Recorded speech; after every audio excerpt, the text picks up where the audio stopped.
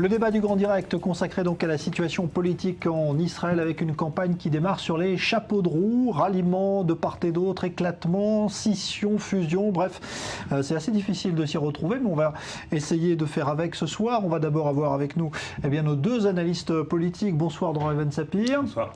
Bonsoir Daniel Haïk. Bonsoir. Et puis on va aussi s'intéresser finalement à la situation de celui qui est le sortant, donné comme favori indiscutable il y a encore quelques semaines, un peu moins peut-être aujourd'hui. Il s'agit bien sûr de Benyamin Netanyahou. Qu'en est-il aujourd'hui donc de sa situation dans cette élection, alors que des ralliements de plusieurs de ses anciens ministres font les unes de la presse ici en Israël? C'est la question qui vous était posée à vous, internautes et téléspectateurs d'i24 News. On va voir quelles sont les réponses avec vous. Leslie Rezouk, bonsoir. Bonsoir Jean-Charles. De nouvelles élections anticipées ont été annoncées il y a une dizaine de jours en Israël. Le dernier scrutin date d'il y a à peine 20 mois, le signe d'une instabilité politique auquel s'ajoute aujourd'hui l'effritement de la coalition autour du Premier ministre sortant Benyamin Netanyahou. Et c'est donc suite à cet événement que nous avons posé cette question à nos internautes ce soir. Netanyahou peut-il encore gagner les élections malgré les défections à droite? Alors je vous propose de regarder ensemble les résultats de notre sondage. Résultats sans appel comme vous le voyez, avec 83% de oui pour seulement 15% de non. La très grande majorité de nos votants voient en Benyamin Netanyahou le grand vainqueur des élections du 17 mars prochain. Pour Nicole Guez, notre première internaute, il s'impose grâce à ce qu'elle considère comme un pragmatisme essentiel sur le plan sécuritaire. Ce qui est important avant tout, c'est la sécurité des Israéliens. Alors oui, il peut gagner, écrit-elle. Un argument qui est repris par Jean P, notre second internaute, comme vous le voyez sur l'écran. L'alliance Herzog-Livni aurait pu être intéressante, mais il semble l'un comme l'autre incapable de garantir la stabilité du pays et de défendre ses intérêts face aux Palestiniens. Véritable référendum sur la personnalité de Benyamin Netanyahou, ces élections s'imposent pour certains de nos internautes comme une occasion de critiquer une politique qu'ils jugent figée dans l'immobilisme. Selon Claire Kiev, notre troisième internaute, certes Netanyahou est charismatique, c'est un orateur hors pair, mais il ne faut pas oublier qu'il a conduit le pays dans une guerre dont personne n'est sorti grandi, et de plus, il oublie les classes moyennes. Je ne pense pas qu'il puisse gagner les élections dans ce contexte difficile, conclut-elle. Enfin, Sylvia Torti, notre dernière internaute, souligne quant à elle que même ses alliés naturels comme Avigdor Lieberman ou Naftali Bennett prennent leur distance avec Netanyahou. Il ne fédère plus autant qu'avant et d'autres figures émergent. Il est temps pour lui de laisser la place aux autres, souligne-t-elle. Voilà donc Jean-Charles pour les avis de nos internautes. Je vous laisse en débattre avec vos invités sur le plateau. Et puis je vous rappelle que vous pouvez toujours participer à notre débat sur les réseaux sociaux, Facebook et Twitter. Et puis voter sur notre site internet www.i24news.tv. Merci Leslie Rezouk. Alors c'est vrai que si on regarde effectivement le pourcentage de téléspectateurs qui ont répondu, aujourd'hui Netanyahou reste toujours, en tout cas dans l'esprit des gens, le grand favori. C'est votre avis, Dror ? Oui, il a encore de bonnes chances effectivement d'être réélu au poste de Premier ministre, mais à la grande différence du précédent scrutin il y a 2 ans, il y a tout de même un doute qui va en grandissant. Il y a 2 ans, Benyamin Netanyahou était assuré d'être réélu au poste de Premier ministre. Cette année, on constate très clairement un phénomène d'usure du pouvoir. On constate que dans la population et aussi, peut-être même surtout dans la classe politique, il y a un phénomène de lassitude vis-à-vis de la personne Benyamin Netanyahou. Et puis, sur les grands dossiers que sont la sécurité, la diplomatie, l'économie, les choses ne vont plus aussi bien qu'auparavant, il faut le dire. Benyamin Netanyahou ne peut plus se présenter comme étant le monsieur sécurité. C'est sur cette image qu'il avait bâti sa carrière politique. Aujourd'hui, après l'épisode guerrier contre le Hamas dans la bande de Gaza, qui a duré beaucoup plus de temps que prévu, 50 jours, pour même pas venir à bout en fait du Hamas dans la bande de Gaza, c'est beaucoup. Et les Israéliens ont terminé, le public israélien a terminé cet épisode avec un goût amer dans la bouche.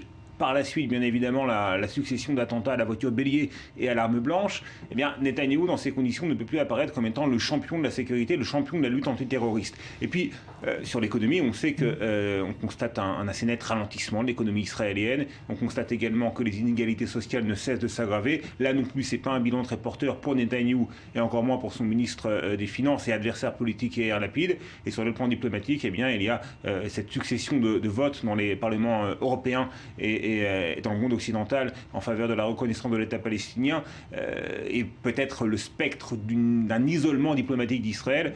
Là non plus, ce n'est pas un bilan diplomatique tout à fait, vraiment honorable et avec lequel Netanyahou peut se présenter devant les électeurs. Donc oui, il y a un véritable danger pour le Premier ministre sortant, d'autant plus que semble se créer une coalition, pas vraiment de gauche, mais anti-Bibi. Ouais. Alors on va en parler dans un instant de cette coalition contre Bibi. D'abord sur sa situation personnelle. D'abord, Binyamin Netanyahou, si on se réfère à la précédente consultation électorale, avait commencé cette campagne électorale, la précédente campagne électorale, très haut.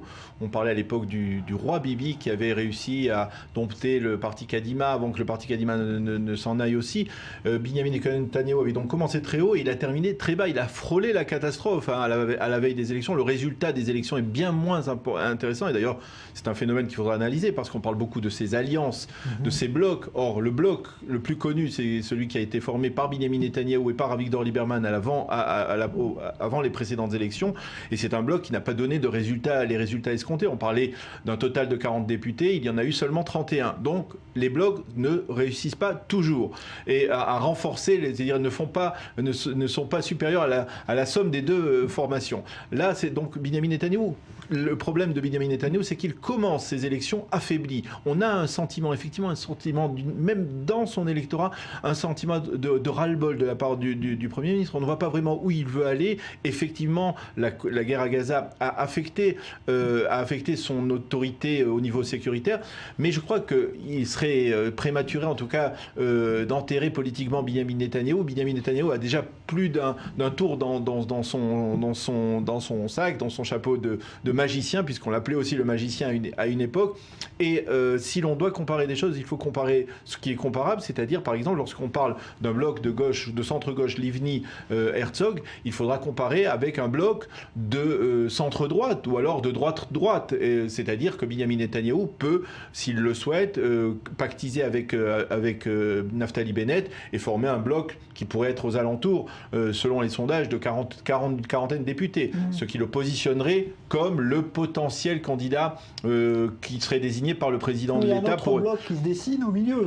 Et puis il y a un autre bloc. Je crois que quelque part, la clé de cette élection va être Avigdor Lieberman. On voit un Avigdor Lieberman.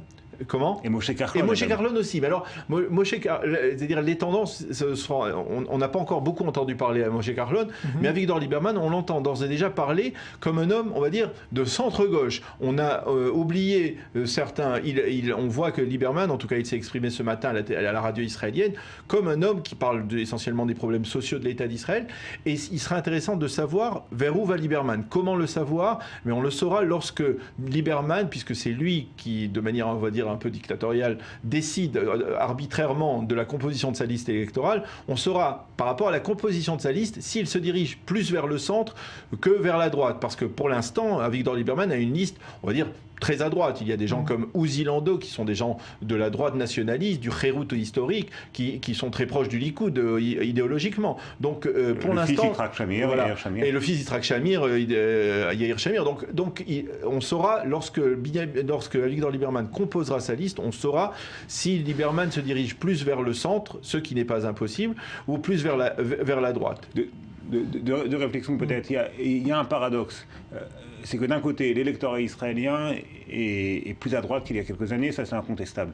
Et de l'autre côté, il y a un phénomène de désaffection vis-à-vis de la personne Binyamin Netanyahou, qui reste tout de même le principal candidat de cette droite israélienne. Donc là, il y a un paradoxe qui font que les résultats de ce scrutin du 17 mars prochain restent tout à fait ouverts et que la campagne nous réservera beaucoup de surprises. Et puis l'autre réflexion, c'est que on a l'impression effectivement que se rassemble une coalition anti-Bibi, un petit peu à l'image peut-être de ce qui s'était passé en France. Alors en France, c'est pas du tout le même système électoral, mais il y avait un rejet de la personne de Nicolas Sarkozy qui a permis à François Hollande et aux socialistes de revenir au pouvoir, alors que la société française, le pays français,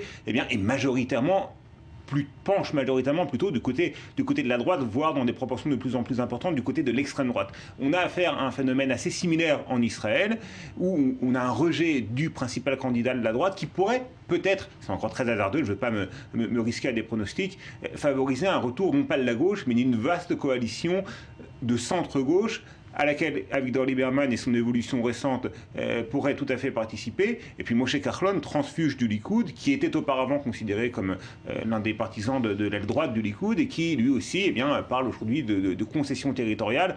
Et c'est pas un hasard. Donc on a vraiment l'impression que ce scrutin, ce sera pour ou contre la personne Binyamin Netanyahou. Et j'espère, à titre personnel, je le souhaite, qu'on parlera véritablement des sujets de fond et pas uniquement des questions de personnes. Ouais, pour l'instant, c'est pas le cas. Pour redresser la barre, Binyamin Netanyahou a deux options, deux options complémentaires. La première, c'est d'abord d'essayer d'attirer à l'intérieur du Likoud, on va dire, des figures qui sont connues de la société israélienne, mais qui sont des figures centristes. Il s'en est donné la possibilité lors du vote du comité central de la semaine dernière, qui d'ailleurs, Binyamin Netanyahou a remporté ce vote avec 65% de soutien. C'est la preuve que quelque part, même dans cette instance qui ne lui est pas tout à fait favorable, il reste dirigeant, il reste le leader, il est considéré comme le leader. Et donc, quelque part, Binyamin Netanyahou peut faire venir maintenant 2 ou 3 figures à l'intérieur de la liste électorale qui vont permettre d'équilibrer cette liste au cas où, dans les primaires, cette liste aurait tendance à glisser trop vers la droite nationaliste. Ça, c'est le premier point. Il faut véritablement que Binyamin Netanyahou redresse la barre. Ça, c'est le point important que je voulais mentionner à ce sujet. Alors, vous voulez continuer ou Oui, non, une réflexion. On a quand même l'impression que Netanyahou ne cherche pas à recentrer sa liste ou son discours. Au contraire, il les droitise assez considérablement parce qu'une grande partie de son électorat est de plus en plus séduit par Naftali Bennett. Naftali Bennett qui présente avec son parti, avec des candidats beaucoup plus jeunes, une image plus dynamique, peut-être plus charismatique. On a un peu l'impression que le Likoud est un parti vieilli aujourd'hui, qui n'attire plus vraiment. Alors justement, c'est le deuxième point que je voulais mentionner. C'est le deuxième point que je voulais mentionner, Dror. C'est le fait d'essayer justement d'attirer Kahlon. Kahlon, c'est un pur produit du Likoud. On va dire, c'est un séfarade, c'est un pur produit du Likoud. On va dire, alors justement, c'est-à-dire en partant du fait que Naftali Bennett ne votera pas à droite, ne votera pas à gauche ou au centre. Naftali Bennett est acquis à la droite israélienne. Binyamin Netanyahou, s'il veut faire de la stratégie politique, il doit absolument essayer de récupérer Kahlon, qui est un produit du Likoud. Et que, en fait, on va dire, Binyamin Netanyahou a forgé lui-même. C'est-à-dire, c'est lui qui l'a nommé ministre des télécommunications et c'est lui qui en a fait un ministre très populaire, puisque Kahlon, son grand acquis politique, c'est d'avoir réussi à faire baisser de manière drastique les prix des téléphones portables en Israël. Donc, mais si Kahlon a quitté le Likoud, c'est bien parce qu'il ne s'entendait plus avec Binyamin Netanyahou. Parce qu'il ne s'entendait pas. Mais peut-être il peut lui proposer, puisque c'est très à la mode maintenant, on l'a vu avec Livni, une possibilité de rotation. Parce qu'il pourrait, par exemple, lui proposer... Vous imaginez Netanyahou laisser son poste c'est-à-dire, il faudrait pour cela que Binyamin Netanyahou soit convaincu qu'il est quasiment à la fin de sa carrière politique et que les gens ont un ras-le-bol de sa personnalité. Et donc, il pourrait dire, voilà, pendant les 2 prochaines années, qui vont être des années cruciales pour le processus de paix, je vais maintenir la sécurité, je vais défendre Israël devant les nations, devant les États-Unis et la communauté européenne. Mais au bout de 2 ans, après que Moshe Kahlon ait pu être, par exemple, ministre des Finances, se soit expérimenté, soit devenu un expert, je peux lui confier le pouvoir dans le cadre d'une rotation, de la même manière qu'il y a la rotation qui est prévue avec Tzipi Livni. Cela pourrait attirer un électorat qui est peut-être réticent de prime abord. Vous croyez à ça ? C'est pas complètement impossible. C'est un scénario assez audacieux, il faut le dire. Véritablement, si Binyamin Netanyahou en arrive à proposer une rotation au poste de Premier ministre, ça signifierait qu'il sent vraiment que sa fin politique approche et qu'il est dans une phase, dans une très mauvaise passe et qu'il risque effectivement de perdre le pouvoir. Et là, ce serait peut-être son dernier atout, sa dernière carte à jouer. On n'en est pas encore là tout de même si on constate une érosion dans les sondages. Vous savez, dans les sondages, c'est les tendances qui importent. On constate une érosion de sa cote personnelle de popularité et aussi du nombre de mandats qui est attribué au Likoud par les instituts de sondage. Il nous reste 2 minutes. Je voudrais qu'on dise un mot de Lapid, parce que ça aussi, c'est une inconnue. Que va faire Lapid s'il se présente évidemment avec son parti? Il a encore des sièges à faire valoir, mais il n'ira pas, on n'imagine pas, retourner avec Netanyahou. Non, il ne retournera pas avec Netanyahou, mais Lapid peut rejoindre le bloc Livni-Herzog. On a dit la semaine dernière que les orthodoxes opposeraient leur veto à une recommandation d'Herzog au poste de Premier ministre si Herzog ramenait dans son giron Lapid. Donc il y a une possibilité. Et là, il faudra voir aussi, Lapid peut s'effriter aussi. Il est faible aujourd'hui et les gens risquent de ne plus voir véritablement quel est le message spécifique de Lapid. Ce sera le grand perdant de ce scrutin, ce sera Yair Lapid, très probablement. Les sondages actuels le montrent puis effectivement, les orthodoxes ne veulent pas d'eux. Or, sans les orthodoxes, le centre-gauche ne peut pas espérer revenir au pouvoir. Par conséquent, la PiD jouera les seconds couteaux, les seconds rôles dans cette campagne électorale, c'est à peu près certain. Maintenant, pour revenir sur Carlon et Lieberman, c'est important parce que Carlon est le seul à pouvoir faire pencher la balance du côté du centre-gauche. C'est le seul...